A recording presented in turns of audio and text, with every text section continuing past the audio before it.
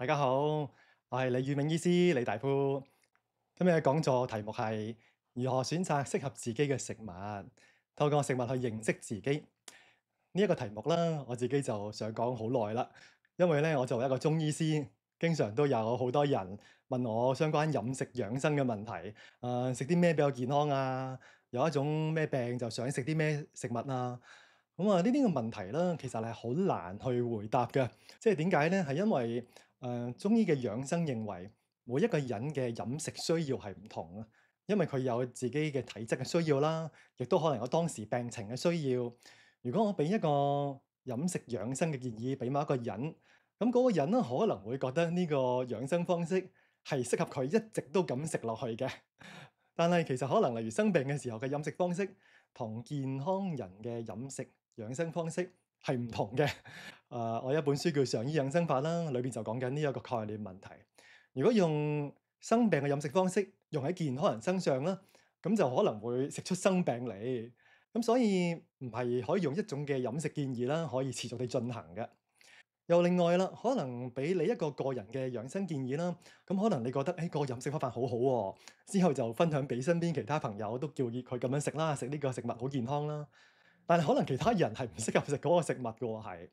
例如好多人係香港人咧，特別中意煲湯水，咁可能睇到某個地方介紹某個湯水就好似好健康，但係可能係一家人裏邊某一兩個人適合，其他人可能唔適合。咁所以飲食養生啦，佢難講嘅地方咧，係因為佢會講個體化。如果我哋介紹某個方法啦，你要知道究竟佢適唔適合你。所以今日咧呢個題目咧就係想回應呢個問題。究竟你點知道可能某一個人介紹嘅飲食養生方式係咪適合我嘅需要咧？呢個問題啦，需要我哋花啲時間逐步一層一層去介紹。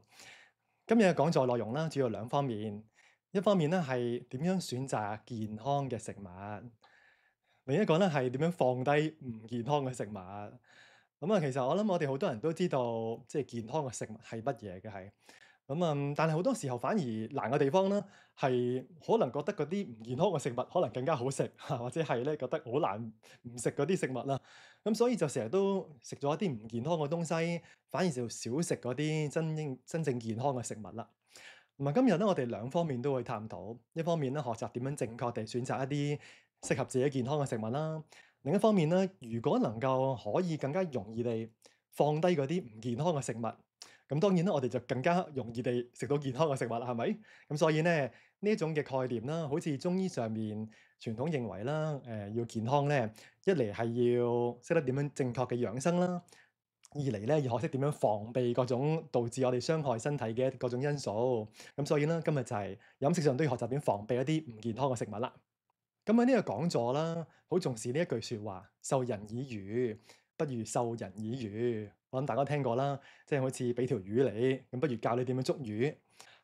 我哋呢個講座啦，就唔係特別講某一種嘅飲食嘅方法啦，即係唔係話啊，你而家咩病啊，食啲咩東西啦？有一套飲食方式係最健康啦。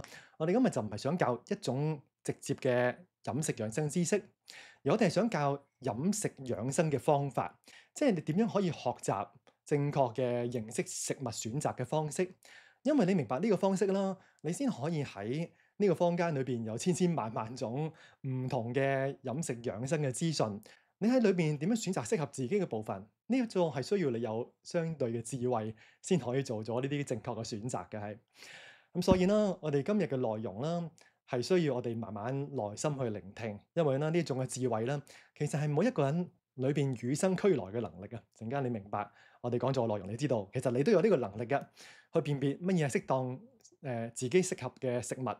但係好多時候我哋就係即係道聽途說啦，就係某個人教我，咁我哋就去跟個方法去做，咁所以就忘記咗自己內在嘅嗰個好簡單嘅力量。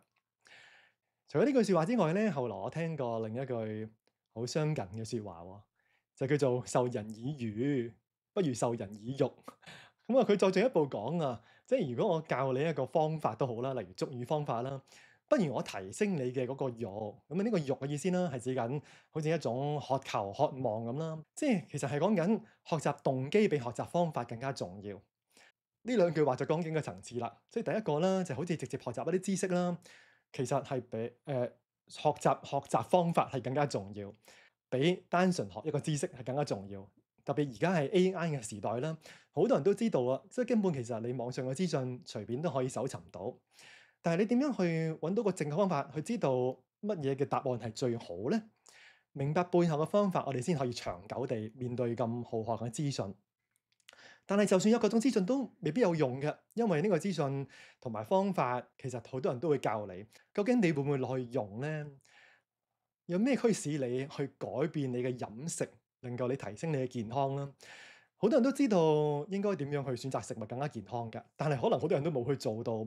佢背後就缺乏咗一個慾望，咁嗰個慾望係提升自己健康嘅嗰種意欲，或者嗰種嘅心願。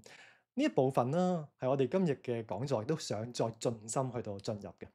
因為提升自己飲食健康，究竟係為咗乜嘢呢？佢背後啲原因嘅。當然最簡單嘅原因就係為咗我哋嘅人生更加健康同埋快樂啦。有健康你先可以擁有快樂。咁所以如果你唔明白嗰個食物同快樂背後嘅意義嘅關係咧，咁可能你就缺乏咗個動機去提升自己。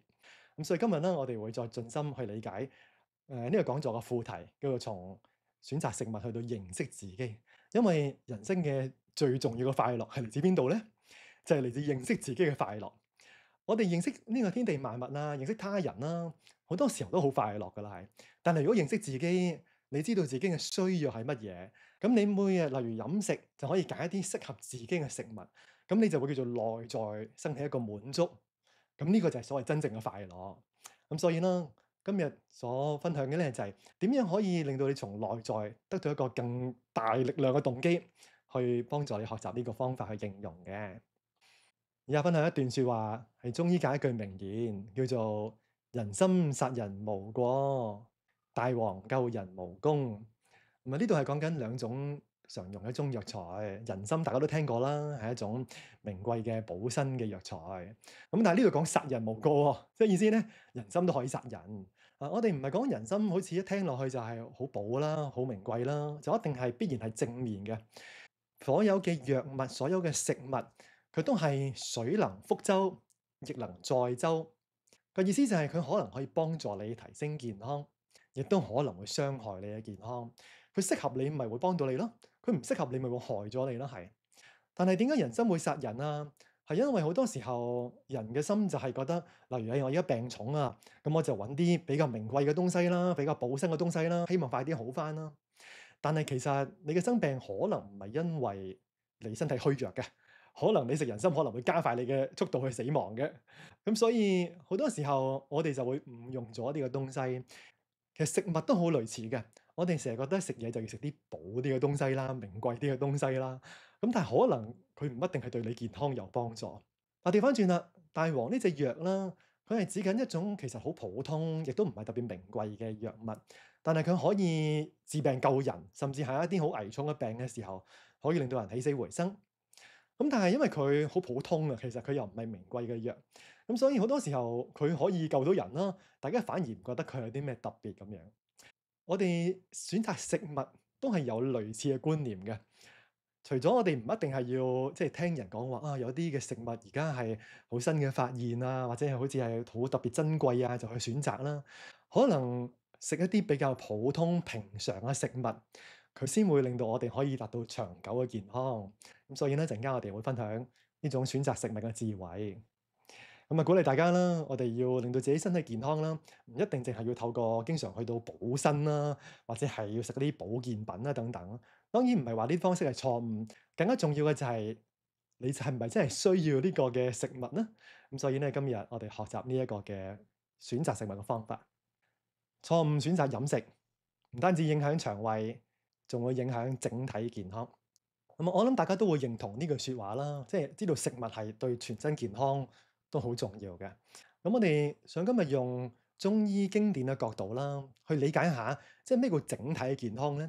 即係究竟飲食對全個人嘅影響係有啲咩關係咧？首先咧，介紹呢段話，叫做飲食治培，腸胃乃傷，出自中醫第一經典，叫做《黃帝內經》。咁啊，呢段話咧，如果好表層地睇咧，就係講倍啦，自倍嘅意思咧，就係話啊，飲食咧，如果食得比較多，好似倍增咁啦。咁啊會傷腸胃。咁啊，例如好似一般人就話哦，應該飲食養生啦，最基本應該係七分飽就要停㗎啦，即係唔好太飽就要收手啦。但係而家好多人都慣咗要飽食即係每日都要食得好飽，每餐飯都唔飽先停。其實食飽本身就係傷害身體健康嘅一個原因。咁所以呢度講啦，即係飲食如果食得比較多啦，就會傷腸胃。咁所以第一個基本嘅飲食養生法則啦，就係每餐飯都唔好俾飽飯就自己食。咁啊，即係當然唔係話你每餐飯都要好飢餓啦。七分飽嘅意思就係指緊唔係好有好飽嘅感覺就要停啦。可能覺得都 OK 啦，冇乜飢餓感，咁就可以收手。咁嗰個時候咧，腸胃就唔會太勞累，咁唔會傷脾胃啦。但係呢段説話咧，頭先嗰個解釋咧，係一個比較淺層嘅解法。因為呢度講緊嘅倍喺經典裏邊嘅意思啦，倍者背也，係違背嘅意思。即係意思咧，呢度講飲食自背啦，係講緊係違背咗一啲嘢。你嘅飲食如果違背咗一啲嘢，就會傷腸胃。違背乜嘢啊？咁啊，當然係違背咗，例如我哋嘅身體嘅需要啦。今日講就係你冇正確選擇你身體需要嘅食物，咁你當然腸胃就唔想要食嗰個食物，咁其實抗拒佢嘅，咁就會傷腸胃啦。咁而呢個跟違背整個自然規律嘅。即係如果我哋嘅飲食方式係違背我哋整個身心嘅需要，違背大自然俾我哋嘅需要，咁我哋就會身體會受傷。首先係腸胃受傷啦。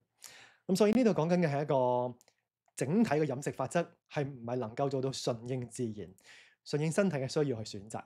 呢段説話之前咧有一句叫做陰氣者，靜則神藏，燥則消亡。咁呢段話啦，過往解釋經典嘅時候啦，好多時就係將前面嗰句同後邊呢句咧就分開解嘅，就覺得好似呢兩者好似冇乜關係咁樣嘅。但係其實呢兩段嘅話啦係有關嘅，有關嘅意思咧就係即係呢飲食啦會傷腸胃啦，係同前面介紹嘅陰氣，而且同人嘅中醫講叫心藏神啦，或者我哋講嘅你精唔精神嗰個神啦。嗰個神啦，能唔能夠收藏喺身體裏邊，定係佢太躁動，就令到身體啦，甚至會出現消亡。消亡嘅意思啦，身體氣血消耗太多之後，甚至會出現受傷死亡嘅狀態。咁係一個好有趣嘅現象嚟嘅，即係咧飲食啦，同我哋整體身體嘅陰氣同埋我哋嘅心神係有對應嘅關係。咁呢個陣間再解釋。呢度另一段《黃帝內經》嘅內容就話。夫邪之生也，或生於陰，或生於陽。咁身體裏邊啦，可能會受咗外邊嘅邪氣。邪氣嘅意思啦，所謂太過就為之邪，例如太過寒、太過熱、太過濕呢啲啦。咁身體裏邊就會生起寒氣、熱氣、濕氣等等嘅邪氣。佢就話可能分兩類嘅，可能會生於陰或者生於陽。其生於陽者，得之風雨寒暑。如果係生於陽嘅呢個類別咧。咁佢嘅成因主要係嚟自環境氣候嘅成因，咁係呢啲大自然嘅風雨寒熱嘅因素，可能會傷害身體。第二個類別，其生於陰者，得之飲食居處陰陽喜怒。咁呢度咧就講另一類係屬陰嘅類別嘅，佢就講緊有三種嘅對應成因，一種就係由於飲食所得。頭先講到啦，飲食自倍，腸胃乃傷啊嘛，咁佢係因為你飲食啦。係因為違反咗身體嘅需要啦，咁就會傷身啦。亦都可以係由於居處，居處係你所住嘅地方，住嘅環境同氣候有密切關係，亦都會同我哋嘅生活作息有密切關係。所以通常啦，居處嘅養生，亦都係指緊我哋嘅而家成日經常講嘅作息嘅養生。每一日生活裏邊咧，我哋都有飲食同作息嘅呢兩大類。第三就係陰陽喜怒，喜怒其實係對應緊人嘅情志。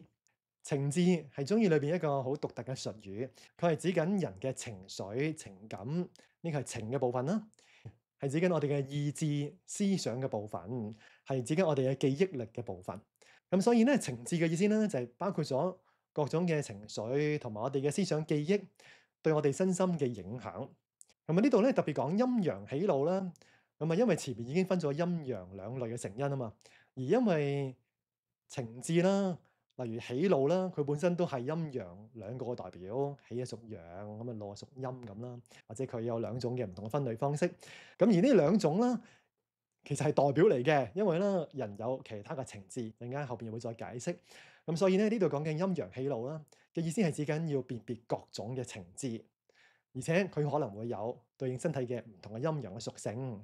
咁啊喺第二段裏邊啦，佢就講到飲食係同對應人生嘅陰氣有關，而呢度嘅陰氣係指緊乜嘢呢？因為咧喺中醫嘅經典裏邊咧，對陰陽有唔同嘅解釋。咁而呢段裏邊嘅陰陽啦，佢係對應人體嘅上下嘅唔同嘅部位。上部係屬陽，下部係屬陰嘅意思咧。如果係由於外在環境、天氣啊嗰啲風雨寒熱啦，佢進入身體咧，佢首先會從上部分頭面部啊入到去身體嘅心胸部嘅位置。咁而屬於陰嘅啦，咁就係飲食係第一個啦。咁因為食物一進入身體裏邊啦，佢就入到去身體嘅中下腹部嘅位置，去到胃腸嘅地方。咁所以佢會對應人身嘅陰氣，陰氣身體嘅中下部嘅位置。咁所以咧呢度講緊嘅飲食啦，係對應陰氣啦，我哋就會更加理解佢同身體嘅正氣嘅關係。佢邊度影響下部分嘅陰氣？咁但係因為上下嘅陰陽氣啦，佢互相都會交流嘅。咁所以上面嘅陽氣嘅問題，佢都會進入身體嘅陰氣嘅部分，例如嗰啲風雨寒熱嘅部分，佢都會入去身體嘅下部。而陰嘅部分咧，飲食都會影響身體嘅陽氣。咁但係佢兩者嘅發病啦，佢就會有偏向陰、偏向陽嘅歸類嘅特徵。咁啊呢度咧嘅有趣地方啦，佢都係再次強調飲食係屬於陰氣嘅呢個關係，同頭先前面嗰段《黃帝內經》嘅內容啦，想做一個呼應。咁而且唔係淨係飲食係同陰氣有關，而係包括埋居處，即係話作息啦，而且係情志啦、喜怒啦，都係同陰係有對應關係嘅。咁啊，過往經典裏邊解釋呢段啦，好多時候都係覺得啊，呢度係三類嘅成因啦，對應陰氣啦。咁而我哋陣間啦一睇落去咧，你會發現其實呢三類嘅成因係飲食、作息同埋情志，其實係環環相扣嘅，好似三個環緊扣埋一齊，佢係一個組合嚟嘅，佢三者係互相影響。陣間咧你會理解到。好，呢段咧係嚟自另一篇嘅《黃帝內經》。佢就話啦：凡欲診病者，必問飲食居處，暴樂暴苦，此樂後苦，皆相精氣。佢係講緊啦，一個醫者啦，如果要幫病人診斷之前啦，咁啊喺開頭嘅時候，必須要問三樣嘢。第一就係飲食啦，第二係居處啦。咁呢個同頭先嗰段一樣，係咪先？都係屬陰嘅部分。咁後邊講緊咧，暴樂暴苦，此樂後苦啦。其實都係情志嘅部分，咁呢度就用苦樂去形容，可能突然間大起大落嘅苦同樂，或者可能有先後嘅苦樂，咁啊呢度都係舉例啫。其實係講緊各種嘅情志，咁所以咧我哋要問病人各種嘅情志嘅可能性，因為呢度講緊嘅係三大類嘅生病成因，所以逢係診病都必須要問病人啊，佢嘅飲食生活習慣係點樣樣。咁因為呢三種啦，佢都係對應人身嘅陰氣嘅部分，所以佢最尾就話都會傷人身嘅精氣。咁啊，其實精氣啦係包括身體嘅陰陽兩邊嘅氣，都可以係精氣。咁但係收藏喺中下腹部嘅氣啦，佢係比較深入，所以咧亦都可以將佢特別稱之為精氣啦。咁啊，呢段嘅內容啦，係提醒我哋所有生病嘅成因啦，佢都係會同呢三大類嘅成因有關：飲食、作息同埋情志。所以要了解自己點解會生病，都應該要全方位去了解。咁作為一個醫者啦，問病人就好似查案咁啦。又要問佢食開啲乜嘢啊，佢每日食嘢規唔規律啦。咁啊，佢每日嘅生活作息幾點瞓覺，幾點起身啊？有冇太過勞累啊？有冇適當嘅運動等等？佢嘅人生都有冇最近經歷咗一啲大起大落啊、情緒嘅波動啊等等，都會同佢嘅身體嘅健康狀況有密切關係。陣間咧，我哋會認識得到，原來我哋嘅飲食嘅選擇係同我哋嘅居處，即係你嘅作息有關，亦都同你嘅情志係有關係嘅。因為咧頭先講一個整體嘅關係，中醫嘅整體觀念啦，就會認為如果我哋嘅腸胃受傷，係會影響全身健康啊嘛。但其實調翻轉，因為腸胃嘅受傷啦，係同我哋嘅情志同我哋嘅作息又有關係嘅。即係一個人啦，佢點解會選擇某啲嘅食物？通常係佢嘅喜惡有關，即係佢中意定唔中意啊嘛。咁其實呢個中意唔中意本身就係一個苦樂嚟嘅，係一個情緒思想。而呢個情緒思想咧，又會決定咗佢會選擇一個乜嘢嘅生活作息嘅方法。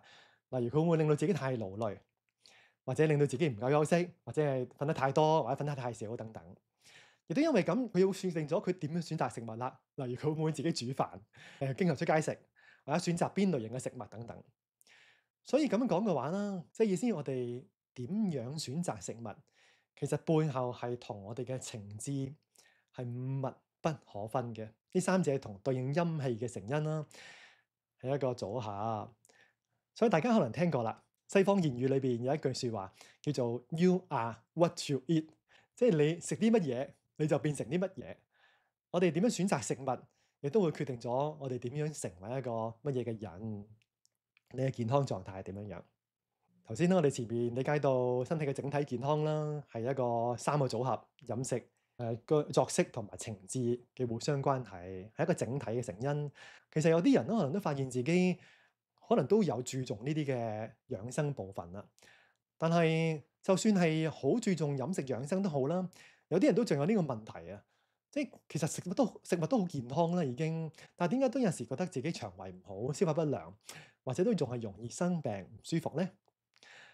關於呢個問題啦，我哋喺講點樣選擇食物之前，我哋想講一個背後嘅常見成因，係因為我哋可能太重視食啲乜嘢，但係而忽略咗點樣食呢個問題。吃什麼同埋怎麼吃係兩個問題嚟㗎。吃什麼即係點樣選擇唔同嘅食物啦，邊啲食物比較健康啊、有營養啊、點烹調啊。咁但係咧，怎麼吃咧係指緊，就算嗰個食物喺你面前，你點樣食落去身體裏邊？個食物進入你身體呢個過程，我哋有冇好好地俾自己去到去進行一個消化過程咧？咁如果呢個消化過程做得唔好，就算你嗰個食物幾有營養都好啦，咁佢可能會出現頭先話飲食自毀、腸胃乃傷嘅情況，違反咗身體嘅需要。呢方面咧有好多個內容啊，但我哋明白一個背後嘅基本原理，因為佢同我哋嘅身體嘅運作有密切關係，特別同消化有關咧，叫做脾胃嘅關係。中醫嘅脾胃理論啦，同西醫嘅理論唔係好一致嘅。我哋特別解釋下中醫嘅脾胃觀。咁啊，中醫嘅胃啦，咁啊，的確都係指緊身體裏邊嗰個裝食物嗰個胃啦。當我哋食嘢落去嘅時候啦，嗰個胃咧就裝住啲食物。咁啊，中醫嘅觀念咧就認為嗰個胃就好似一個煲、一個鍋咁啦。佢裝住個食物之後咧，如果身體嘅正氣充足，咁就叫做有胃嘅氣充足、胃嘅火充足，佢就會幫你去煮熟啲食物。咁啊，煮熟啲食物嘅時候咧，咁身體就有能力去到轉化成為身體需要嘅嗰個養分。嗰個養分中醫上稱之為人身嘅精氣。頭先話啦，身體裏邊有唔同嘅精氣啦，係好精微嘅一啲氣啦。咁而呢個氣咧，係收藏喺身體裏邊。中醫講緊嘅氣咧，佢係指緊無形層次嘅部分。中醫認為所有有形嘅物質，例如食物，佢係背後由於一啲無形嘅力量去製成嗰個嘅有形嘅部分嘅。咁啊，例如當食物進入身體之後啦，咁身體咧就希望提取翻佢無形嗰個嘅力量進入翻身體，因為嗰個無形嘅力量稱之為氣啦，佢就可以保養我哋身體嘅需要。所以咧，由胃消化完食物之後，佢產生咗身體嘅精氣，嗰個嘅精氣咧，佢存咗喺身體嘅中間嘅部分，嗰個嘅地方就稱之為脾。中醫嘅脾臟啦，佢就唔係指緊身體裏邊嗰個解剖器官嘅脾臟，佢係指緊啦身體中部收藏無形嘅精氣嗰個地方。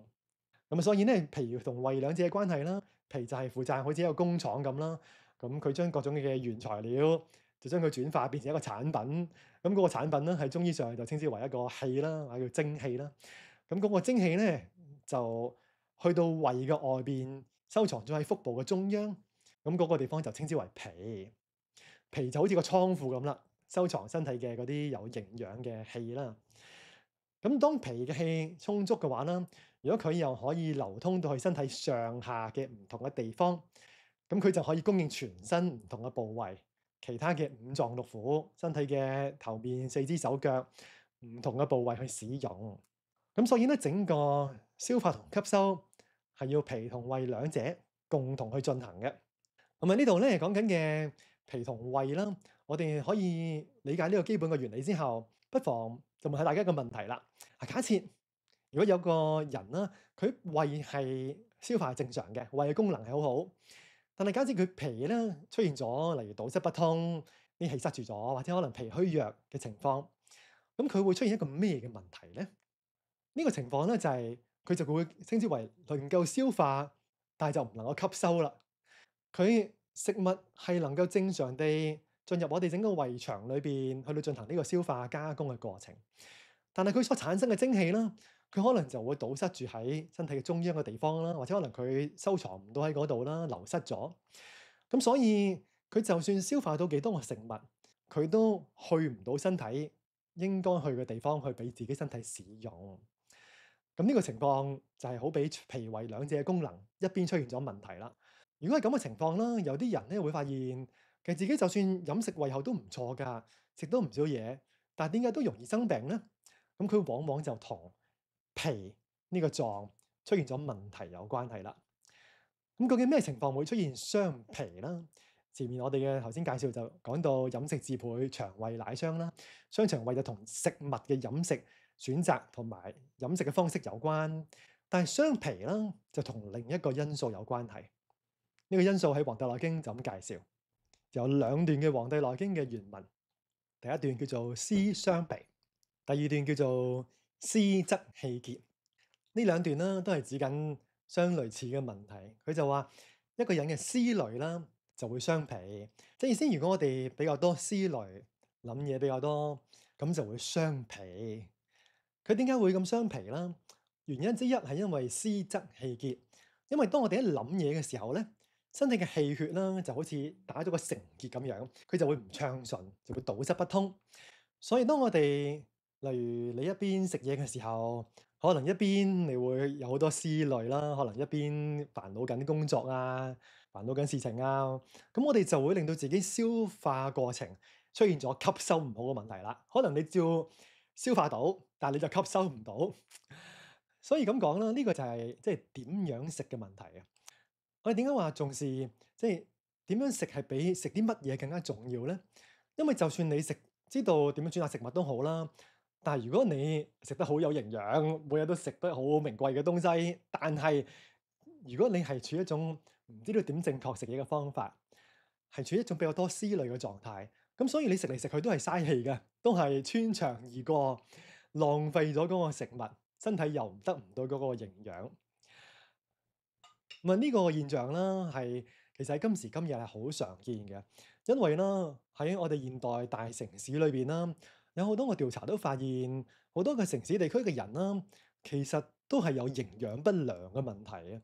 但係呢個問題其實好尷尬嘅，因為如果你作為呢啲現代城市，例如香港嘅生活地方，其實生活好富裕，就算比較窮嘅人都好，其實佢食嘅嘢往往都係比一啲貧窮落後國家，例如第三世界嘅國家啦，嗰啲人嗰啲真正嘅缺乏營養，係真係連食物都短缺嘅。如果我哋活喺一個比較文明富足嘅地方，都仲係會營養不良，咁其實真係情何以堪啦！但係個問題，呢個又真係事實存在嘅原因喎。而常見嘅解釋，其實真係未必係因為食物嘅營養唔夠，而可能係因為我哋身體頭先講呢個吸收嘅能力出現咗問題，就同我哋嘅思慮比較多有關係啦。咁所以點樣食先可以令到我哋吸收得更加好？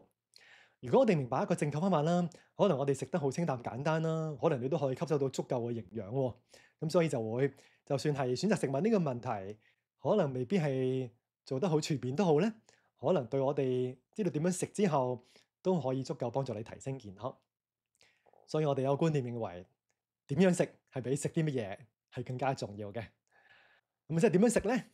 咁喺古代經典裏邊咧，講咗一句説話係孔子講嘅，叫做食不語，寢不言。呢段話通常我哋一講食不言，寢不語啦。後來嘅流傳過程就變咗呢句咁嘅講法啦。其實好簡單啫，就係一邊食嘢嘅時候，一邊唔好講嘢，因為一講嘢啦就會動我哋嘅思想，盡力安靜咁食嘢。輕鬆專注咁去食一餐飯，咁就會減少我哋嘅唔少嘅思慮。當然啦，其實唔係淨係唔講嘢啦，唔講嘢安靜嘅時候啦，如果我哋同時間都一邊嚟睇電視啊、睇手機啊，一邊要開會啊，咁一邊思考緊人生啊，咁當然都仲係會有思慮嘅。咁所以唔講嘢嘅目的係提醒我哋翻去單純地食嘢，唔好諗太多嘢，俾自己可以整個人啦，身心都係放鬆落嚟。食不言，寢不語，係提醒我哋，好似瞓覺啦，係一個神聖嘅個事情嚟嘅。我哋唔係淨係喺瞓覺嘅時候，如果有人講嘢，你瞓得唔好啦，咪先？所以瞓覺你又唔會講嘢，身邊啲人都唔好講嘢。食嘢都一樣啊，食嘢都係一個好神聖嘅過程。我哋從整個天地裏邊得到咁豐盛嘅食物，去滋養我哋，我哋應該好好地珍惜呢啲食物。所以專注輕鬆地去食物啦，去飲食啦，咁係會對食物嘅尊重，亦都係對自己嘅尊重，咁就會提升我哋整個吸收嘅營養嘅過程。當然啦，亦都唔係話即係食嘢講嘢係就係犯罪，咁但係可能我哋試下習慣多啲，可以享受安靜，唔使一邊食嘢一邊思考，或者一邊睇電視睇手機呢個過程，咁會令到我哋整個消化吸收能力啦，就會有唔少嘅提升。呢度介紹嘅係一個好簡單嘅提升飲食吸收消化能力嘅方法，係針對頭先講絲雙皮嘅問題，係一個關於點樣食得更健康嘅核心嘅部分。除咗呢個之外咧，其實仲有好多其他嘅方法。咁我有一本著作叫做《根本飲食法》，裏邊提到18種飲食養生嘅技巧啦。如果你想提升自己健康，知道點樣食更加好啦，咁不妨咧可以參考呢本書裏邊嘅內容。接下來就回應今次嘅講題裏邊嘅核心嘅內容啦，就係點樣選擇一個適合自己嘅食物啦。當然啦，佢有唔同方面嘅知識，有要學習一啲整全嘅飲食知識啦，亦都要知道點樣提升自己選擇食物嘅覺知嘅能力。呢兩者係一內一外嘅問題。學習知識好似偏向外部嘅部分，覺知嘅能力係偏向內部嘅，我哋身體裏邊嘅智慧。其實呢兩者係互相有關。因為例如你去學習一啲整全飲食嘅知識，例如讀中醫裏邊啦，喺中醫嘅經典裏邊都有講呢啲嘅即係飲食嘅知識嘅。咁但係呢啲嘅知識其實點嚟嘅咧？佢都係嗰啲古人啦，或者係嗰啲聖人啦，佢透過佢哋自己嘅覺知能力，佢哋認識食物、認識天地萬物，咁之後將呢個知識去記載落嚟。咁所以咧，當我哋學習呢啲外在嘅知識嘅時候，我哋自己都要有內在嘅呼應。即係意思，你自己都要有自己嘅覺知能力，你先能夠辨別到嗰個嘅知識係咪真係適合自己噶嘛？咁所以呢兩者啦，都係相得益彰，不妨兩方面都去進行學習嘅。我哋先講第一步啊，點樣獲得整全嘅飲食知識？咁呢方面當然真係要搵啲時間去學習啦。咁啊，如果要學習呢啲整全嘅飲食養生知識啦，例如我哋教一個喺大學裏邊講嘅中醫嘅食療養生學課程，可能都要講緊幾十個鐘嘅課堂。咁啊，鼓勵大家啦，喺人生裏邊花啲時間去學呢啲嘅知識啦，對你人生長久健康係會好有幫助嘅。而第一個嘅法則啦，係講緊自然之道。咁啊，我哋今日咧主要先明白一啲主要嘅原則，點樣去學呢啲嘅知識。咁之後你就會有個方向可遵從。咁啊，飲食上面盡力食一啲叫做自然嘅食物，無添加啦，冇一啲化學合成嘅添加劑，盡力係比較少加工。少加工嘅意思咧，亦都係指緊食嗰個食物嘅原形嘅狀態，越係天然嘅食物狀態，越少去烹調加工製作嘅時間，咁樣嗰個食物嘅養分就會越少流失。而且食當季或者叫當造嘅食物啦，在地嘅食物，即係咧當地製造嘅食物，通常咧係對你身體健康比較適合。咁啊，當然咧，亦都唔係話我哋一定唔可以食啲反季節啊，或者係唔係本地嘅食物。但係如果長期食嗰類食物啦，往往就會對身體健康有不利嘅因素。咁啊，往往咧，如果能夠食到即係當造同當地嘅食物啦，通常你會發現咧，如果例如去街市、去超市買呢啲食物，都係呢類食物裏邊最平、最容易揀到靚嘅食物嚟嘅。所以如果能夠順應呢種自然之道啦，通常呢啲嘅飲食法則都係好簡單、容易地進行到嘅。另一方面嘅原則係要學習點樣去認知自己嘅需要。咁啊，呢啲嘅知識啦，都係要慢慢學習呢個個體化嘅問題。首先，學習點辨別寒熱虛實，咁啊，呢個係中醫講緊啦，即係例如我哋要去幫人診斷嘅時候咧，要診斷嗰個人身體係偏寒、偏熱、偏虛定偏實等等啦。咁其實選擇食物都係要知道嗰個食物嘅屬性。每個食物佢都有偏寒熱嘅屬性啦，或者係平性啦，亦都有個食物可能係偏向比較補身或者冇咁補身嘅。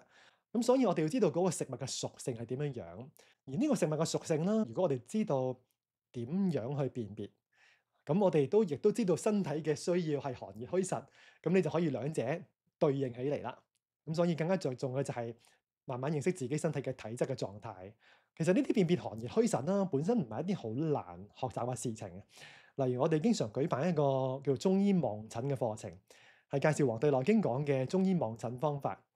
其實呢啲嘅知識啦，本身喺中醫經典裏邊記載啦，佢唔係淨係想教嗰啲中醫學生啊、中醫師啦去應用呢啲方法，佢係認為係人都可以讀經典，其實每一個人都可以識望診。我哋過往嘅望診課程啦，唔少嘅學員都係一般人，即係都係啲未學過中醫嘅人，亦都有讀過中醫嘅中醫學生、中醫師嚟學習。你發現其實唔同層次嘅人去直接研讀《黃帝內經》啦，都可以喺幾堂裏邊就知道點樣可以透過望診，知道自己嘅寒熱虛實，甚至知道自己五臟六腑嘅寒熱虛實嘅狀態係點樣樣。如果你每一日自己朝早瞓醒覺嘅時候，你去照下鏡，就知道自己嘅寒熱虛實，咁你咪更加好每日去調整自己適當嘅食物啦，係咪？咁所以如果能夠學到呢啲經典嘅智慧啦，對你長遠嘅認識自己健康嘅需要係好有幫助嘅。亦都要了解環境氣候嘅關係啦，例如唔同嘅季節或者你所在生活嘅地區嘅氣候，去選擇相對應嘅食物。以上講緊嘅呢啲東西啦，都係需要花啲時間學習嘅。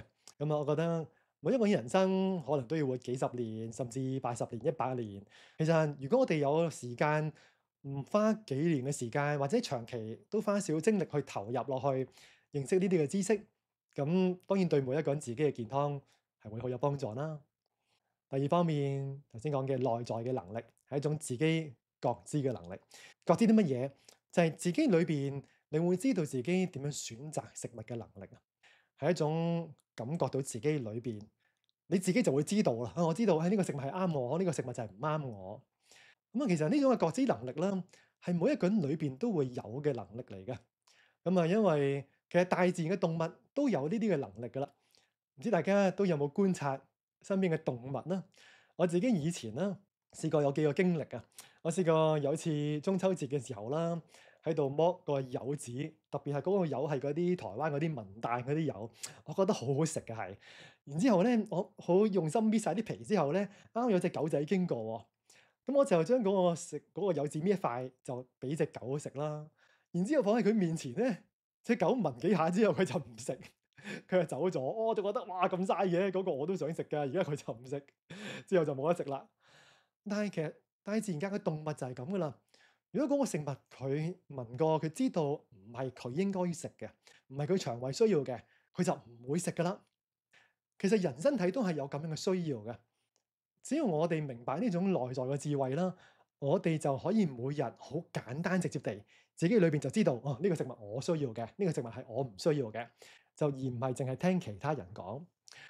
我又記得咧，我有一次咧去過呢個巴厘島旅行，咁嗰度咧有一個馬騮嘅森林公園，好多馬騮好自由咁樣周圍走嘅。咁嗰度啦，有啲遊客就會餵啲水果啊、啲香蕉俾啲馬騮食啦。我試過觀察一隻馬騮去食香蕉啊。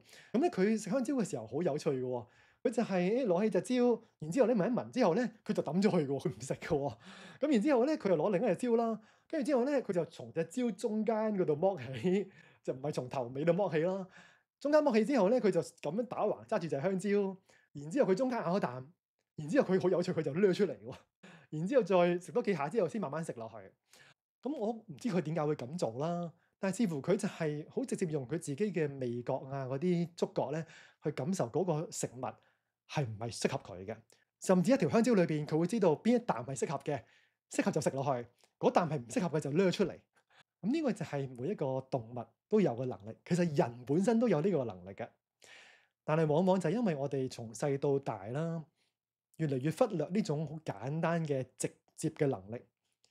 而我哋好多時候用咗後天嘅教養例如可能細個就有父母啊、家人啊去教你呢個食物係健康嘅，你就要食，就算係唔中意嘅都要食落去。咁久而久之，可能我哋就會麻醉咗自己裏邊嘅能力，係就係唔中意都食噶啦。咁就係忽視身體裏邊嘅嗰個聲音。點樣可以提升翻你內在呢個與生俱來嘅天賦才能呢？咁今日就分享一個好簡單嘅方法。呢個方法咧就叫做四個字，就係仔細咀嚼嘅練習。即係好簡單啫，就係要慢慢咀嚼嗰啲食物，因為你嘅口腔嗰個味覺係可以帶領你知道你嘅需要。其實係唔係淨係一定用口腔嘅感覺嘅，我哋嘅五官都可以幫助我哋知道嗰個食物嘅需要嘅。我哋都鼓勵大家啦，不妨多啲去自己去街市、去超市去買餸，因為你即係從遠處就已經望到五顏六色嘅食物，咁你會知道邊個食物更加吸引你嘅。可能你去到又要摸下，又要聞下啲香氣，嗰個過程都係你嘅覺知嘅能力嚟㗎。咁如果你將嗰個選擇食物嘅能力交咗俾人哋幫你買、幫你煮啦，咁你就會失去咗呢種直接自己去揀嘅能力。咁所以不妨多啲自己煮食，咁肯定都知道啦，自己煮肯定就好過即係出街食啦，係咪先？而係自己煮咧，你就會有呢種嘅能力嘅。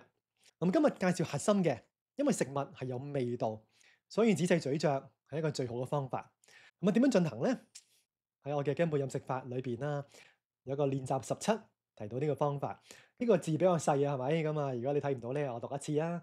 咁啊，第一點就話每一口嘅進食，咁啊先唔好放太多食物落去啦。咁啊，大概係放口腔裏邊嘅1/3到1/2嘅份量。如果我哋係要試嗰啲藥材嗰啲啦，即係平時中醫師要試藥啦，咁啊係就可能淨係放1-2片喺個口度去試下咁樣嘅。咁食物可以放多少少啦，但係要試下先，就唔好放太多啊嘛。咁你口腔都要有啲空間去咀嚼啊嘛。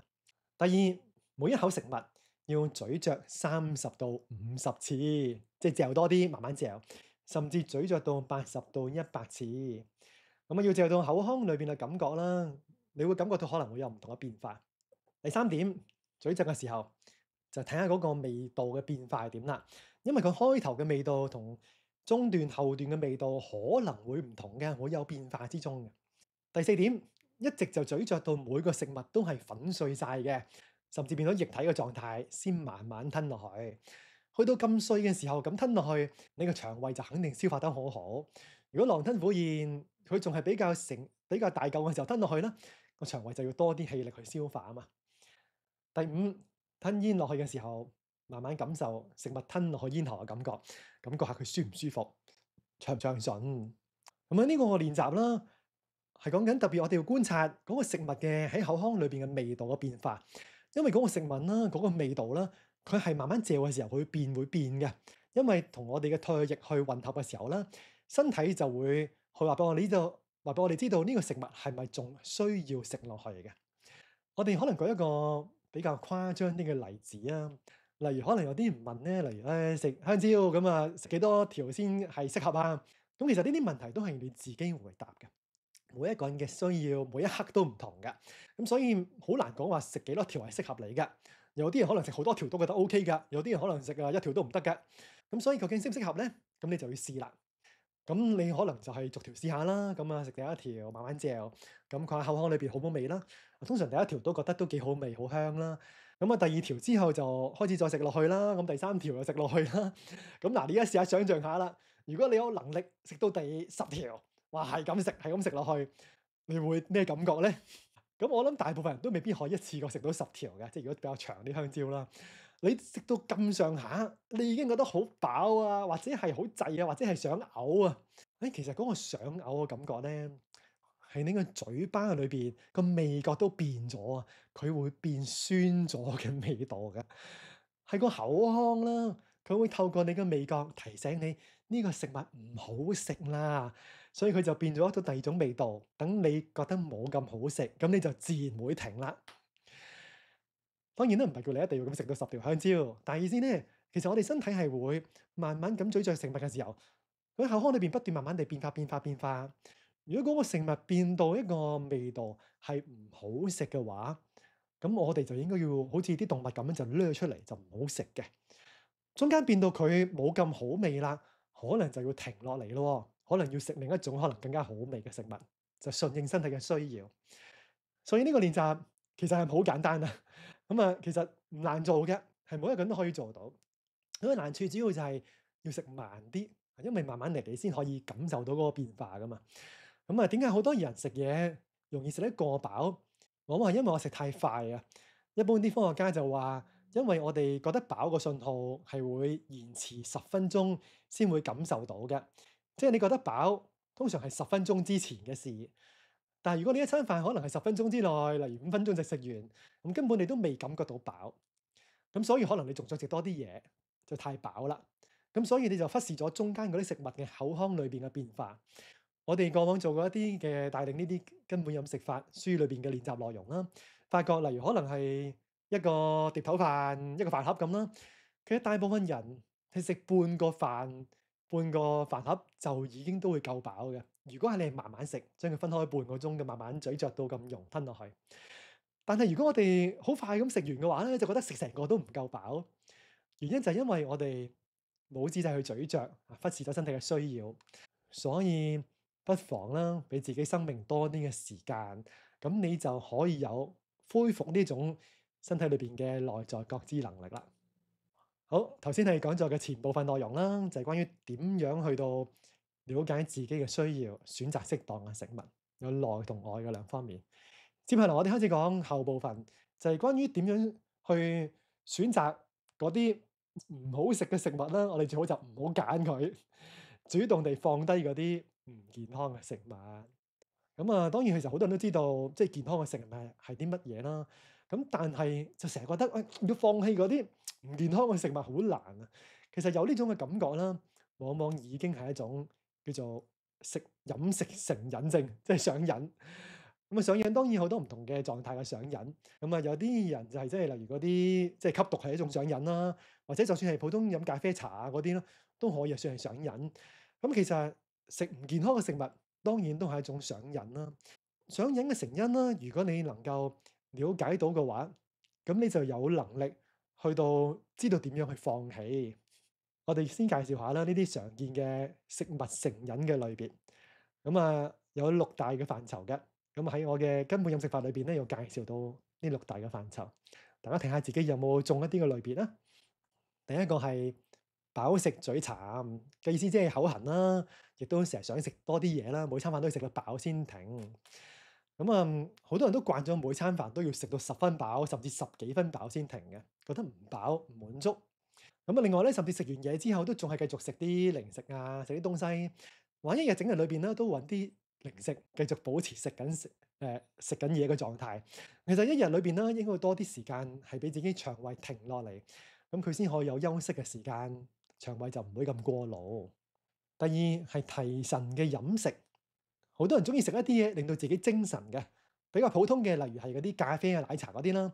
有啲人就唔飲咖啡、奶茶，一戒嘅食物嘅時候就覺得唔精神。又或者食一啲保健品啊，食嘢中意飲啲參茶啊，咁都算係呢啲嘅類別嘅。一唔食就覺得唔精神，所以就依賴咗嗰種嘅飲食。第三係甜苦嘅飲食，即係中意食啲甜嘢或者苦嘢。咁啊，好多人都中意食甜食啦，食糖水啊、啲麵包、蛋糕、餅乾啊、啲甜品啦，或者食苦味嘅食物都中意㗎。例如可能中意飲茶，茶通常都有啲苦味，又或者可能中意食朱古力，都係有苦味嘅成分。肉類油膩，中意食啲肉類啦，無肉不歡。其實食肉類啦，傳統上面咧都係人都知道應該要即係多菜少肉啦。但係其實少肉到咩程度先比較合適咧？如果用傳統華夏文明嘅人啦，其實以前係農耕文明嘅社會，其實可以話大部分人都係以素食為主嘅生活方式。通常老一輩嘅人會講，以前邊有咁多肉食啊？都係過年過節先有肉可以食噶嘛。咁一年有幾多個節日？通常都係廿幾個節日啦。咁所以如果咁計嘅話，大概一個月食1-2次肉啦，係一個正常嘅飲食嘅狀態。但係而家我哋整個社會係顛倒嘅，我哋差唔多每日都有肉食，甚至可能就係有啲人食素就可能淨係初一十五食素，就一個月食2次素咁樣，就即係成個飲食係顛倒咗。咁呢啲就係肉類嘅上癮，因為肉類裏邊咧有一啲嘅成分啦，會令到身體咧有一種上癮嘅感受嘅。又或者中意食油膩嘅嘢，中意食煎炸嘅東西，比較香口嘅食物。如果淨係食清淡嘅，淨係食蒸啊煮嘅食物啦，就覺得好口寡。咁呢啲都係身體咧慣咗食呢啲即係比較刺激性嘅食物嘅成因。第五係米麵主食，每餐飯都要食一啲主食，食飯啦或者麵條啦呢啲嘅主糧，咁或者麵包、蛋糕、餅乾都算係呢啲主食之一，即係用麵粉嘅主要食嘅製品。咁其實喺經典裏邊都認為啦，其實食米飯係補身嘅，叫做五穀為養。咁但係咧，其實傳統講嘅食五穀啦，佢係食緊比較整全嘅狀態嘅五穀，例如係糙米飯嗰類。咁如果白米飯啦，通常係比較適合身體比較虛弱、生病嘅人就食白米飯啦，冇咗個殼，咁佢就會容易消化一啲。咁但係如果我哋將個白米磨成粉，或者其他穀類、小麥啊呢啲磨成粉，再製成各種嘅麵條、麵包、蛋糕、餅乾，咁呢啲精製咗嘅食物，咁喺《黃帝內經》裏邊認為呢啲嘅即係叫做細糧啊、精細嘅食物，往往就係導致我哋身體過補、太過補身而出現各種身體嘅疾病嘅成因之一。咁所以呢，食主食食太過分都唔係一件好事。最尾濃重口味，中意食濃味嘅食物，除咗中意食鹹啦，例如好多地方嘅人而家都中意無辣不歡啦，越食越刺激咁啦。如果嗰餐飯食物都係比較天然嘅食物，冇加嗰啲調味料嘅，咁就會覺得啊，嗰個食物可能就係覺得好難食咯，太清淡啦。咁係因為我身體啦，往往長期忽視咗身心嘅需要，然之後我哋身體咧就麻醉咗，唔知道自己即係中意食啲乜嘢，咁所以就要食得越嚟越刺激，越嚟越刺激，先感覺有一種滿足享受嘅感覺。所以以上嘅各種嘅成癮都係一樣嘅，點樣可以對治佢？就係要清楚翻自己身體真實嘅需要啦，而且亦都知道啦點解你有呢啲成癮嘅成因，兩者都知道啦，咁你就更加容易可以超越呢一個嘅束縛。好，點樣可以擺脫呢個飲食成癮呢？我哋今日會講兩種嘅方式，有一種咧比較簡單直接嘅，先講呢一類，係幫我哋咧可以穿越成癮背後嘅成因，去認識嗰個究竟點解我哋會上癮呢？咁其實上癮嘅原因往往係因為我哋唔真係知道呢個食物係咪適合我需要。咁如果知道呢個食物係我需要嘅，咁我哋咪會食咯。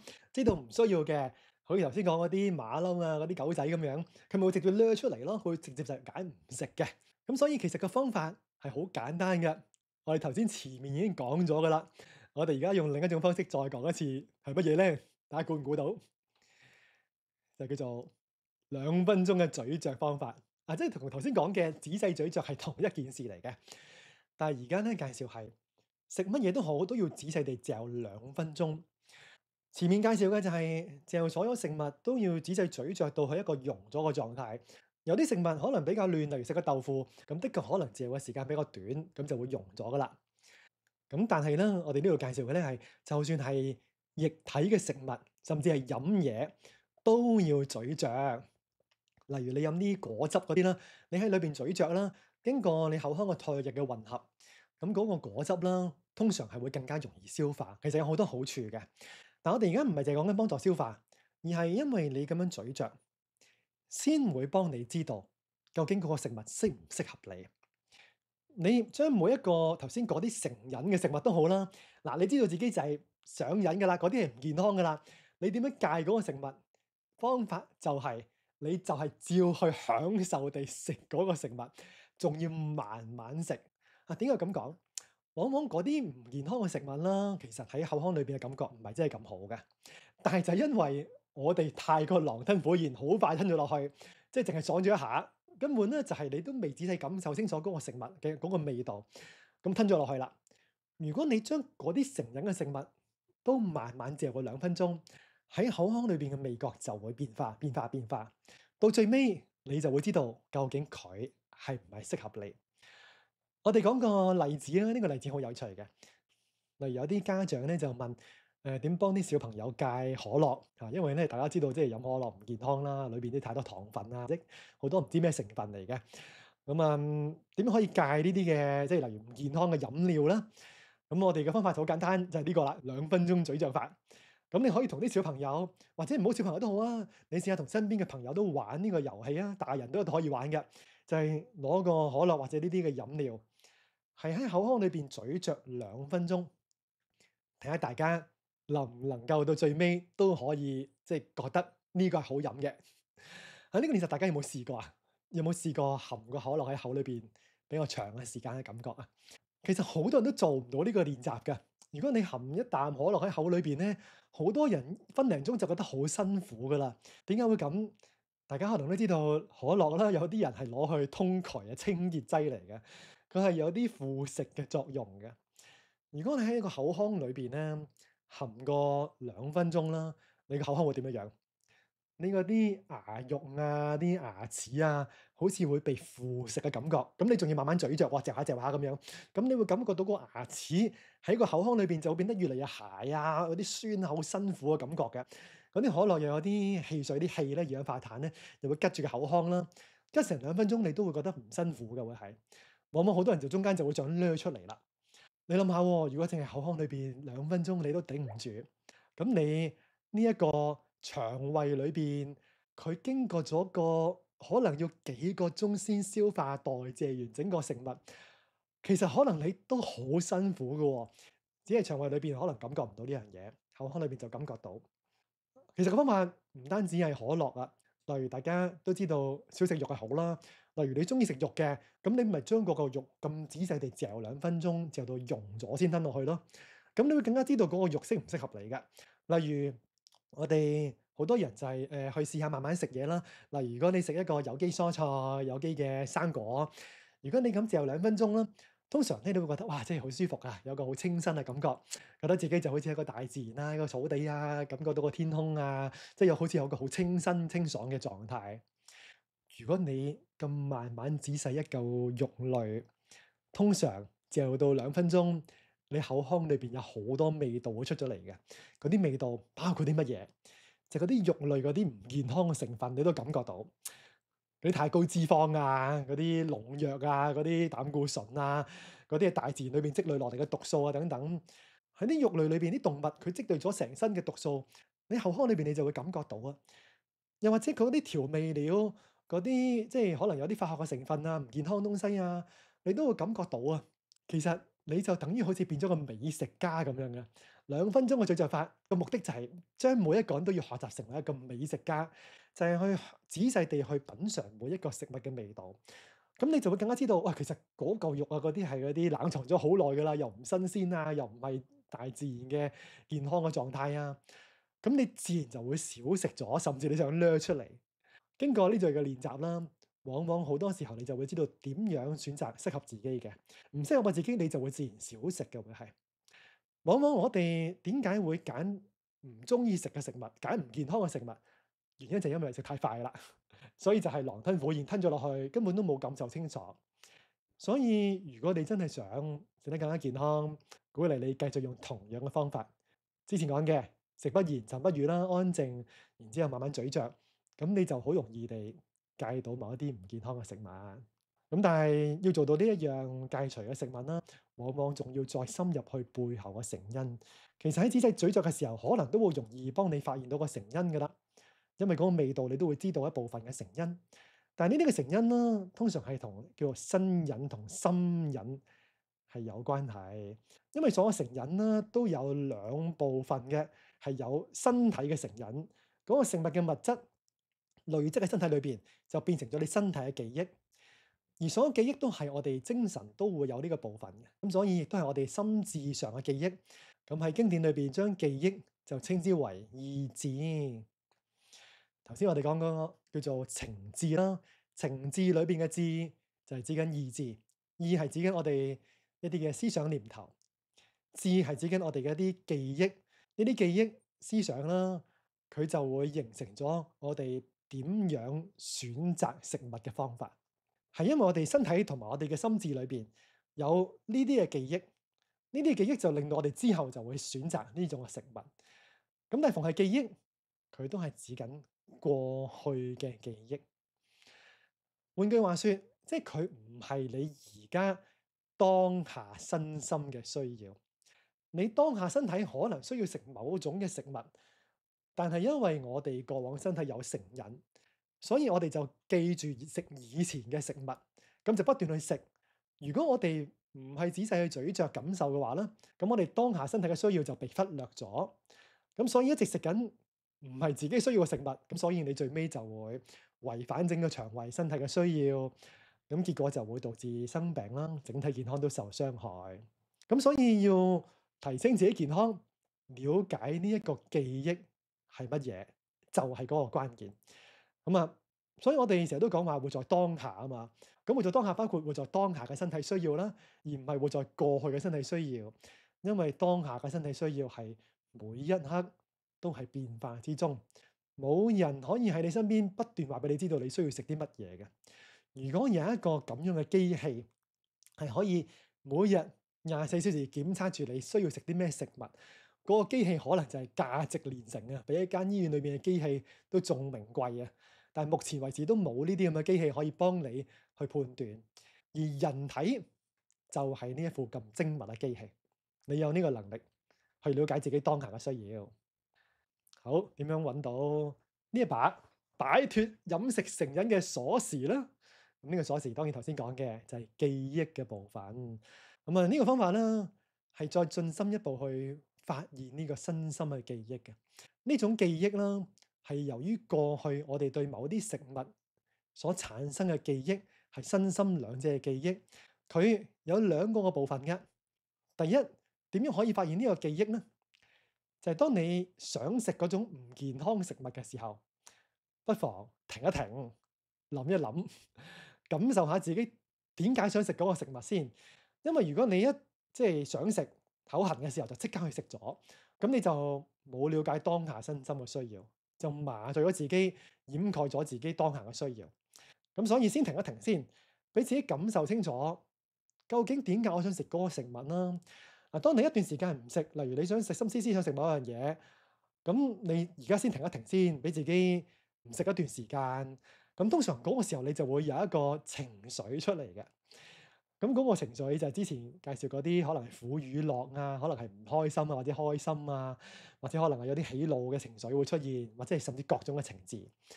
感受下究竟係咩嘅情緒咧？因為呢個情緒係一個好重要嘅線索，佢幫我哋勾起一啲過往嘅記憶嘅，勾起翻我哋嘅心癮。咁呢個記憶係咩咧？通常佢幫我哋揾翻你第一次食到嗰種食物嘅深刻印象。呢個說話包含咗兩個層次，即係意思啦。我哋曾經有食咗一種食物係好深刻嘅，而嗰次咧就記住咗，咁所以嗰個就成為咗你第一次啦。嗰個第一次嘅意思咧，唔一定係講緊你第一次食嗰種食物，因為第一次食可能唔一定深刻嘅，可能係食到去某一次覺得好深刻嘅時候咧，咁佢就成為咗嗰個第一次嘅印記，之後就記住咗喺心裏邊，所以就令到我哋不斷想食嗰種嘅食物啊，係。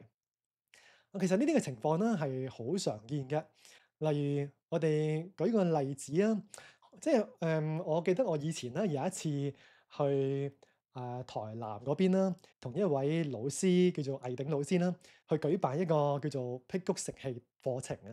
咁啊，嗰位老師咧係教一啲叫辟谷食氣或者叫斷食嘅養生方法嘅老師啦。當時我同佢一齊咧去主持呢個嘅課程，喺六日嘅課程嚟嘅，六日唔食嘢，六日裏邊有5日唔食嘢啦。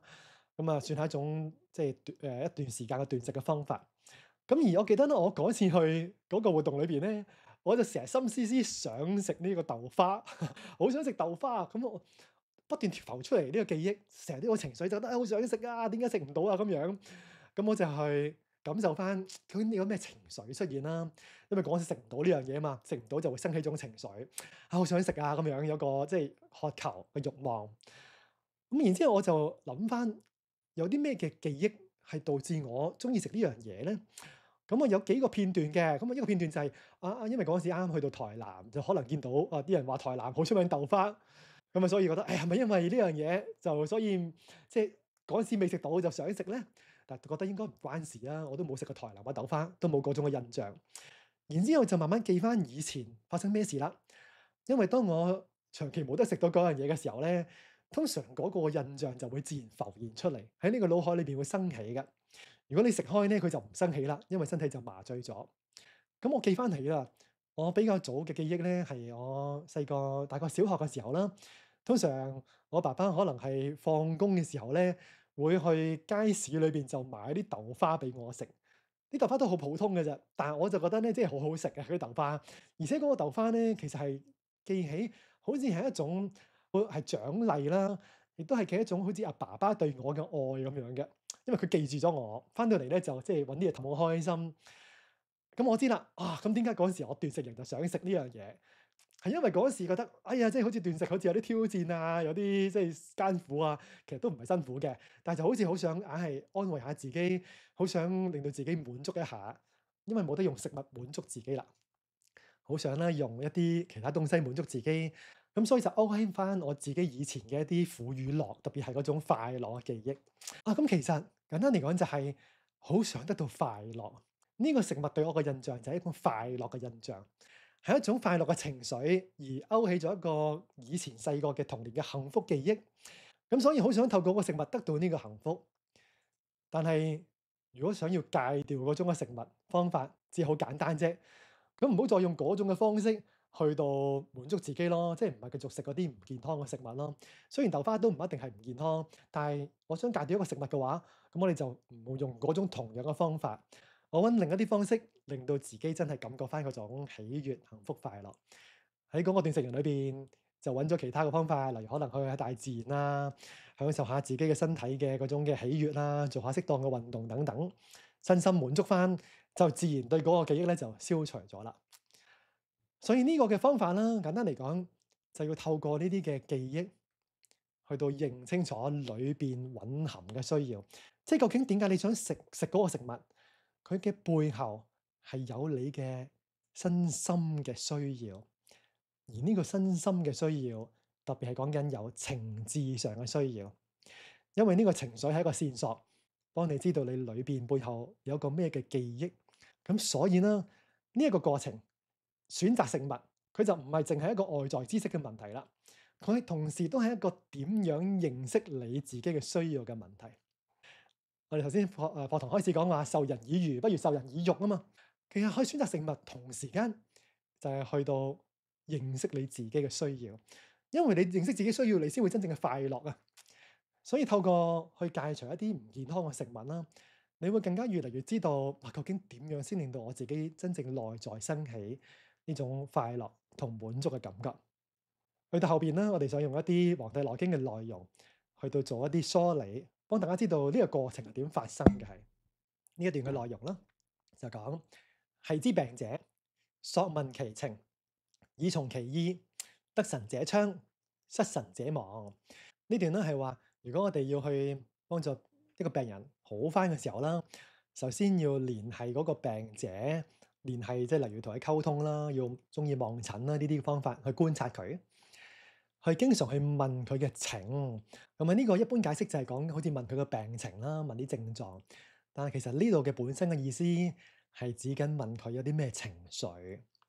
好似頭先講，例如有啲病人啦，佢嘅成因係因為食唔健康嘅食物導致生病嘅。咁我哋就要問下佢，如果佢唔食嗰個嘅食物，佢會有啲咩嘅情緒出現呢？因為呢個情緒，佢背後有對應嘅記憶。嗰個記憶就係後邊呢句説話，以從其意。佢背後係有啲嘅意念啊，有一啲嘅記憶啊，意志就係情志裏邊嘅志。咁所以呢，我哋要知道佢個情咧係一個線索，幫助我哋梳理翻佢背後嗰個真正嘅意係乜嘢。好似頭先講，可能係因為佢記咗有種過去以前快樂嘅記憶，所以就想食嗰個食物去尋找嗰種快樂。但係嗰種食物淨係令佢記翻以前嗰個記憶啫，而唔係而家身體嘅需要。所以點樣令到而家食翻真正健康嘅食物，佢身體需要嘅食物，咁佢先會快樂噶嘛？咁所以揾到呢個意啦，咁佢就好容易能夠改變到個飲食。咁改變到個飲食啦，咁佢就可以恢復健康咯。後邊就講話叫得神者昌，咁就叫得到個神咯。神嘅意思，中醫就講話心藏神啊嘛。因為神啦，就係指緊我哋嘅整個心智嘅意識狀態，就係你心裏邊想啲乜嘢啊？如果我哋知道你嘅嗰個意念，咁呢個就叫得神啊，就知道嗰個人嘅嗰個思想係啲乜嘢。咁我就有能力可以令到佢改變佢嘅飲食，甚至改變佢疾病嘅成因，佢就可以療愈生病，可以恢復健康。咁所以佢就會發明昌盛。但係如果失神啦，我哋唔知道佢呢啲嘅情志，就改變唔到個疾病啦，咁佢就會繼續生病，甚至會死亡。所以呢段講到，其實頭先介紹嘅方法係相當重要嘅，係生與死嘅決定嚟嘅，即係你往健康嘅方向定係往滅亡嘅方向嘅決定。一個病能唔能夠好返，去了解生病背後嘅情志係相當重要。而今日我哋介紹嘅就係用飲食嘅方式去認識我哋自己嘅情志、自己嘅情緒同埋思想、我哋嘅記憶，咁係幫助我哋啦，令個健康提升嘅一個核心嘅方法。好，呢段啦，前面有介紹過，凡欲診病者，必問飲食居處，暴樂暴苦，此樂後苦。我哋而家聽到呢度啦，會越嚟越明白啊！即係其實逢係醫生診病都要問呢三大方面啦，飲食呢一個作息同埋情志。特別呢度提到係嗰啲暴樂暴苦，此樂後苦啦。其實佢同我哋一個人住邊度同埋食啲咩有關係嘅。例如一個人佢曾經係可能係好覺得係好艱苦嘅生活嘅。咁通常佢可能飲食就會好慣咗好節儉啊，好慳啊，咁所以就成日食啲嘢都係可能食得係啲好平嘅東西啦，或者係就係純粹係用價錢決定嘅食物，就唔係用健唔健康嘅選擇。咁所以可能食埋嗰啲東西都係可能好多嗰啲化學添加劑啊、冇營養嘅食物等等。亦都因為咁，可能佢嘅居住環境又係可能會好拮據啊，可能又唔整齊啊，好亂糟糟啊，又唔乾淨啊等等。所以情志同飲食同埋你嘅作息居處係一個組合，係互相有密切關係嘅。即係你嘅情緒思想決定咗你嘅人生係點樣選擇各種嘅事情。咁呢部分啦，所以我哋會越嚟越認識啦。如果你真係要去選擇正確嘅食物啦，咁就要深入到佢背後去認識到你自己裏邊有嘅情志嘅需要。認識情志，中醫講嘅情志係包含咗好多嘅範疇嘅內容。咁但係咧，其實人嘅情緒思想當然好複雜啦。而中醫經典《黃帝內經》咧就認為，所有嘅情緒思想，佢都係包含咗呢七大類裏邊，叫做七情：怒、喜、思、悲、憂、恐、驚嘅意思。當然有各種千變萬化嘅情緒思想，但係佢不外乎係一種組合。就係嚟自呢啲嘅怒氣思悲憂恐驚啦，係各種唔同嘅多少組合成為各種嘅千變萬化嘅情緒思想。就好似大自然界有唔同嘅顏色，有無限種嘅顏色啦，但係各種顏色都係嚟自三原色，加上黑白、光暗，即係五種嘅顏色，就會五彩繽紛，就變成各種嘅顏色一樣。中醫認為就係只要掌握咗基本嘅七種嘅情志，而且明白佢同身體嘅氣嘅運作關係，咁我哋就會知道所有生病同情志相關嘅原因係乜嘢。所以如果想要擺脫呢個飲食成癮症嘅問題啦，咁去認識自己背後嘅情志啦，係一個好重要嘅方法。頭先講呢一段啦嘅《黃帝內經》嘅內容，我哋想分享埋前面佢仲有一段好精彩嘅內容。呢度就話：凡未診病者，必問常貴後賤，雖不中邪，病從內生，名曰脫營。最尾呢個字讀營啦，相通於營養嗰個營。咁呢度講咧，喺一個醫者未開始真係同人診病，即係未把脈啊，未正式望診之前，都應該要問下個病人。如果嗰個人咧曾經試過係比較社會地位比較高，叫做比較貴啦、權貴啦，後賤可能後來佢社會地位比較低。例如可能有個人曾經可能係一啲公司嘅，可能係大老闆，後來可能公司出現咗問題，之後變咗個普通人啦。咁呢啲佢會社會地位就會有高低起跌嘅成因。佢話嗰個人啊，可能雖然未受到外來嘅邪氣，例如風寒，但係個病都會從內生，因為佢係從情志而生，所以佢係從陰氣所產生嘅，從身體裏邊產生，咁所以就話會名曰脫營。佢係同人嘅嗰啲飲食啊、營養啊、身體嘅精氣嘅虛弱係有關係嘅。另外啦，上枯後貧，名曰失精，五氣流連，病有所並。如果一個人咧試過比較富貴、有錢啦，後來變咗貧窮啦，咁呢個情況就叫做失精，身體嘅精氣咧會流失，因為的確可能佢會影響佢整個飲食嘅選擇，影響佢嘅居住嘅環境，亦都影響佢嘅情緒。令到身體嘅五氣流連，特別係情志嘅影響，令到身體嘅氣血堵塞不通。你諗下，一個人如果係先富貴後來變咗貧窮，肯定就會好多擔心憂慮。所以就頭先講嘅《黃帝內經》話：思傷脾，思則氣結，咁就會令到身體嘅中間嘅氣堵塞不通，所以就會身體五臟嘅氣都會堵塞不通，叫做流連停喺度。所以身體嘅病啦就會有所合併，即係意思唔同地方嘅病都會出現，而且咧就會變成多種嘅疾病嘅情況。所以繼續講落去啦，佢就話啦：如果你真係要開始診病啦，就要再問佢深入啲飲食居處同埋佢嗰啲苦樂嘅關係，因為呢啲嘅苦樂嘅關係啦，即係我哋嘅情志，都同我哋嘅人生裏邊嘅嗰啲叫做貴賤啊、貧富係有關嘅。所以其實作為一個醫者啦，要睇病咧，其實好似查案咁嘅。要了解埋嗰個人生，佢而家啲工作啊、家庭咩狀況啊，佢有冇經歷呢啲嘅情緒產生嘅成因？咁因為呢啲情緒嘅成因，又會導致到佢嘅屋企居住嘅地方、作息同埋飲食嘅選擇嘅因素。我哋今日嘅主題係講飲食嘅選擇啦。我哋講個例子啊，例如啦，我嘅家族裏邊咧，過往有好多人啦，都好慣咗食番薯嘅。咁啊，點解會咁啦？當然番薯本身都好似一個健康嘅食物，咁但係佢哋特別中意嘅成因係因為佢哋細個嘅居住嘅環境啦，係比較貧窮嘅。我聽佢哋話喺家鄉嘅生活嘅時候，往往係窮到連正常嘅穀類都冇得食嘅。咁啊，更何況肉類嗰啲更加唔容易啦。通常佢哋就真係食番薯，而且甚至係食嗰啲番薯乾啊，因為新鮮都可能冇嘅，可能種完之後就曬乾咗。所以咧，佢哋到而家都好中意食嗰啲番薯乾，原因係因為佢哋記住咗嗰陣時有番薯食，都係一個美好嘅記憶嚟㗎。因為有陣時連番薯可能都唔容易有，而且呢一個貧窮嘅記憶都限制咗佢哋覺得食呢種食物係比較健康，食其他可能比較有營養嘅食物，可能佢哋會覺得唔習慣。呢啲就係因為佢哋過往有嘅呢啲貧富嘅轉變，就算到而家生活已經比較富貴都好啦。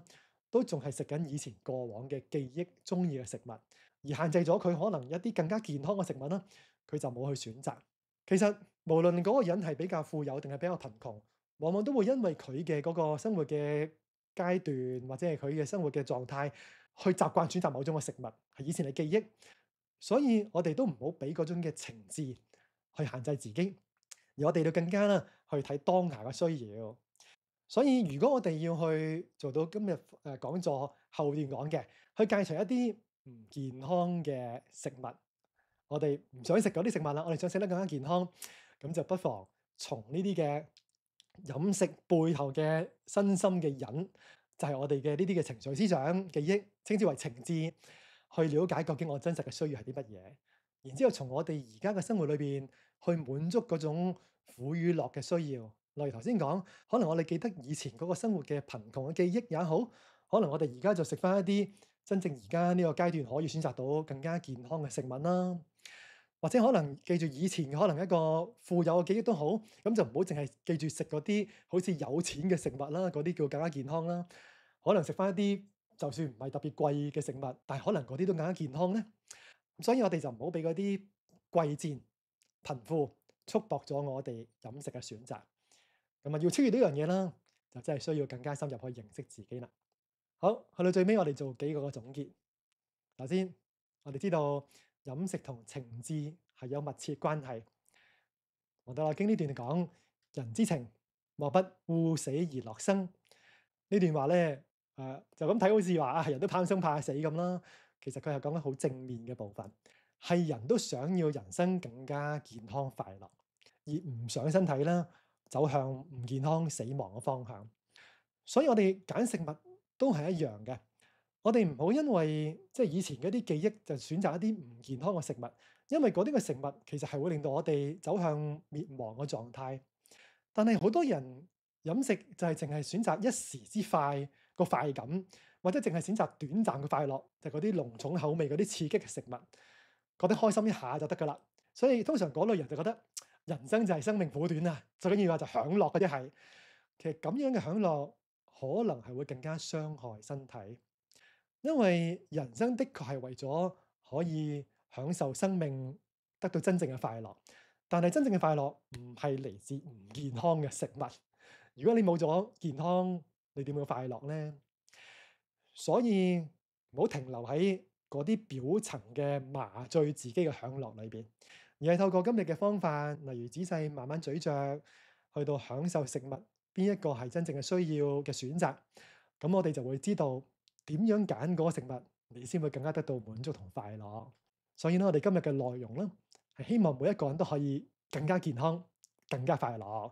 咁呢個係每一個人嘅動機嚟嘅，係咪先？頭先話授人以漁啊嘛，每一個都得到呢個，每一個人都得到呢個真正嘅快樂啦。呢個先係真正嘅推動力，去令到你更加想仔細去到認識你嘅需要。所以每次飲食嘅選擇都係一次機會去認識你自己，去提升超越你自己健康嘅機會，令到你成為一個更加健康、幸福、快樂嘅人。點做到呢樣嘢？有一個好重要嘅原則，就叫做從情入智。透過你食嘢嘅時候，如果你想食一啲唔健康嘅食物，可能你先停一停啦，感受下有啲咩情緒會生起，然之後記翻一啲第一次食呢種食物嘅最深刻嘅記憶，咁嗰個就稱之為智。每一次從自己嘅情緒進入自己背後嘅記憶，揾翻個心癮嘅成因，你知道自己真正嘅需要啦，咁呢個就係認識自己嘅過程。整個講座講到呢度啦，相信大家都會明白到點樣選擇食物嘅方法，了解自己真正嘅需要，尤其是係從情入智，去到認識自己嘅一個方法。情同埋智咧，喺中醫經典裏邊啦，係一個好關鍵嘅一環啊。情同智喺身體裏邊嘅運作啦，同我哋嘅氣，中醫成日講氣血啦，同氣血嘅運作係有密切關係。所以如果你真係要想認識呢個真正嘅情志點樣影響自己身體嘅關係啦，如果日後有機會嘅話啦，鼓勵大家可以參加我哋嘅情志療法嘅課程，因為透過學習情志嘅療法，我哋知道情同志點樣影響身體嘅健康，尤其是係各種情志點樣影響身體嘅氣嘅運作，你就會更加深入地認識自己嘅需要。所以透過認識情志，除咗會認識自己之外，亦都係可以幫助你療愈整個身心疾病健康嘅方法。我哋過往開辦情志療法嘅課程啦，通常係會用4日整整嘅課堂嘅時間去做好多親身嘅練習，幫助你親身體驗到情志係啲乜嘢。咁呢個就係提升你內在嘅覺知能力。所以我哋今日介紹嘅係一個叫做有意識嘅飲食方法，係我有本書叫做《根本飲食法》啦，係想提升飲食健康嘅一種最根本嘅方法。而呢個方法啦，今日嘅介紹嘅內容，我哋都知道從情入智係好重要嘅原則。鼓勵大家啦，慢慢透過每一天嘅飲食去到認識自己。今日嘅講座啦，我哋前個部分咧就去到呢度。我哋今日想講嘅咧就係，我哋去選擇食物係要用我哋嘅身體嘅喜歡去選擇，而唔係用我哋嘅記憶嘅喜歡去選擇。因為有啲人講話身體好誠實啊嘛，係咪先？即係身體嘅需要係重要嘅。但我哋成日嘅嗰個喜惡啦，係同我哋嗰個情志嗰個喜歡定係憤怒，呢個快樂定痛苦呢啲嘅記憶有關係嘅。咁所以我哋中唔中意食個食物，可能係以前某個人教你，或者某個食過嘅記憶。例如有啲人曾經食過有個食物，但係煮得好難食嘅，以後就唔中意食嗰個食物。咁但係未必代表嗰個食物唔適合你嘅。咁所以做人啦，其實最好就係唔好淨係用嗰啲表層嘅喜惡去到選擇食物。人生都係一樣嘅，即係作為最尾呢兩個問題啦，我覺得都可以咁樣理解啊。即係好多人成日話，唉，如果我人生咧可以獲得自由啦，我就會做自己中意嘅事情。但係做自己中意嘅事情咧，嗰啲喜惡咧，可能係記憶嚟嘅啫。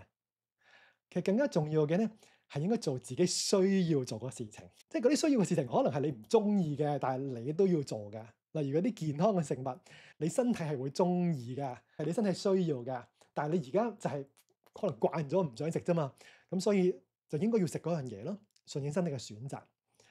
咁而方法就係用今日嘅方式，仔細咀嚼，慢慢去感受，我哋就會更加知道邊啲係真係自己身體嘅需要啦，而唔係淨係用表層去揀啦。係，所以Keisha 最尾又問啦，點樣知道喜歡咩食物？今日講咗嘅主題啦，我哋重溫一下就係用我哋自己選擇，就係仔細咀嚼去感受同埋學習各種嘅呢啲嘅智慧啦。咁啊，軒 Sir 仲要問呢個痰濕體質係咪唔適合食水果？咁我哋呢啲都要學識辨別嘅，因為肯定有唔同水果嘅屬性，咁要知道邊個係適合你，唔適合你。亦都知道你係咪真係痰濕體質，咁所以要辨別呢啲叫做寒熱虛實。今日講嘅課堂內容，咁所以我哋今日問嘅問題，我哋見到留言板上面好多人都有問呢啲嘅問題啦，係好好嘅。我哋其實好多人都想知道呢啲問題，鼓勵大家啦，將你嘅生命健康為自己嘅生命負責。我哋花啲時間去學習呢啲傳統中醫嘅經典嘅智慧，咁對我哋長遠嘅健康啦，我哋就會減少好多疑惑同思慮，更加安心地去向前進。今日嘅講座啦，已經超咗唔少時間啦。多謝大家咁踴躍嘅提問。我哋嚟緊啦，仲可能會有經常有呢啲公益嘅講座同埋課程，咁歡迎大家追蹤我哋嘅 YouTube 頻道同埋我哋個人網站。之後咧，我哋都會將呢啲嘅課堂嘅重溫嘅影片分享俾大家。如果咧遇到身邊有適合嘅人啦，可以同我哋分享呢個咁美好嘅資訊。好，咁今晚嘅課堂內容到呢度，以後有機會再見，拜拜。感謝大家，多謝大家分享。